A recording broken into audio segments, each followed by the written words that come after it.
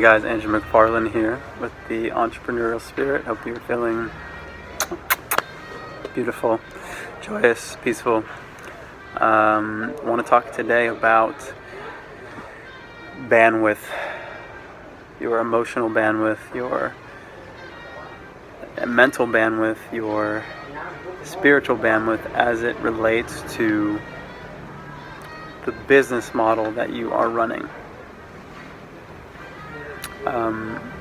Here in Bali, by the way, if you're wondering why it looks like I'm in a tropical place, because I'm in Bali. It's one of my favorite places. It's kind of over the last number of years become my home, and it relates to what I'm sharing. The reason that I find myself really being drawn to this city is because I've experienced that due to the cost of living, due to the organization of one's life and life energies. It is really easy to expand your bandwidth in all faculties. For me, it's interesting because I spend a lot of time in a lot of different places, and I've noticed that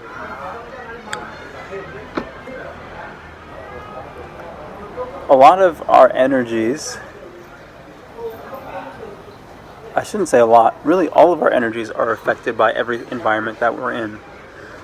All of our relationships, everything that we do, everything is connected. It becomes very palpable if you're in environments that are very chaotic versus environments that are very, you could say, more peaceful.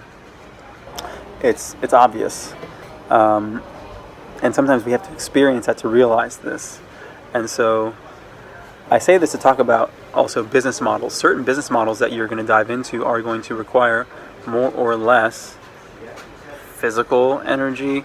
Let's say if you have a company that ships statues around, right? That's going to require that you hire people who are very strong and can move these things. Or if you need equipment now, and the equipment might cost money as an investment because everything physical has its counterparts, everything that's going to be connected to it in order to facilitate and execute on that business model.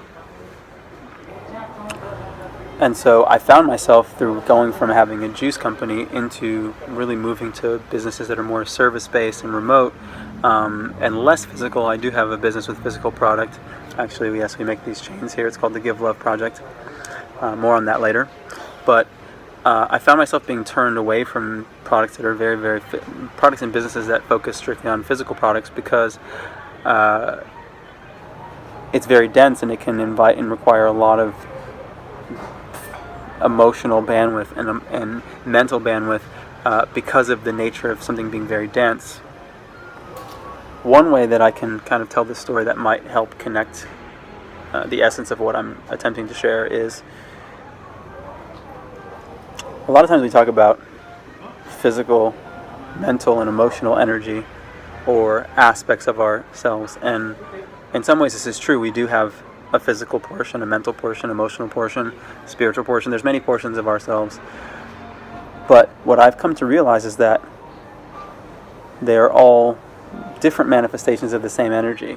Meaning if you don't have a lot of physical energy, quite naturally your mental energy is going to be in a space that is connected to that, as well as in the same way if you don't have a lot of, or let's say you're overwhelmed mentally. Emotionally, you might not have a lot of bandwidth to connect with people because you're in a stress state. You're overwhelmed because your mind is overwhelmed. Your mind is maybe focused on something else, so you can't focus on building relationships or opening your heart. So, or you break your leg, something happens to your physical body. Someone might be trying to confide in you in that moment, but you don't have the space to be empathetic because you're in a lot of physical pain. That means that these energies are not different. It's actually one energy manifest and pointed in different directions. So in the same way, in your business, there is a relationship between how physical your business is, and also not even just how physical the business is, but just where you are in your business and the kind of business model that you're running that will allow for you to have more or less bandwidth to do the things you want to do. So I've become very sensitive to this, and it's drawn me to be in a certain area. So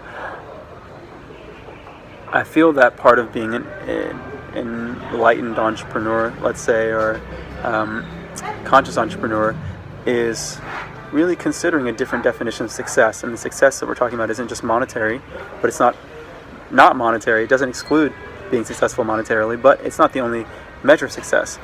Success is way more refined in my perspective. It's actually a success that incorporates your state of well-being, your lifestyle, the well-being of the people around you, the people that you're working with or your employees. How are they feeling?